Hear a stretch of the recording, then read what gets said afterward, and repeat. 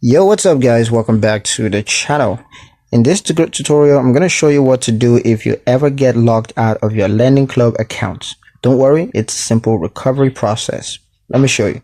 The first step is to go to the login screen. So open the Lendingclub app, or you can just visit the Lendingclub website, and on the login page, you're going to tap forgot username or password. Next step is to verify your identity.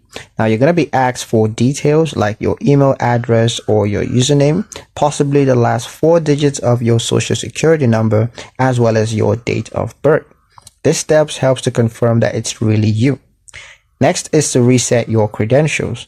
Now once you're verified, you're going to get a secured password reset link that's sent to your registered email or phone.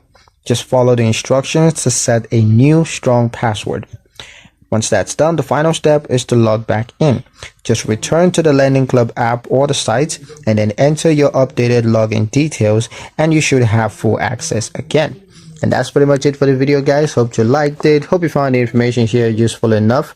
If you did, like, share, and subscribe for more helpful tutorials. Thank you guys for watching, and I'll see you in the next one.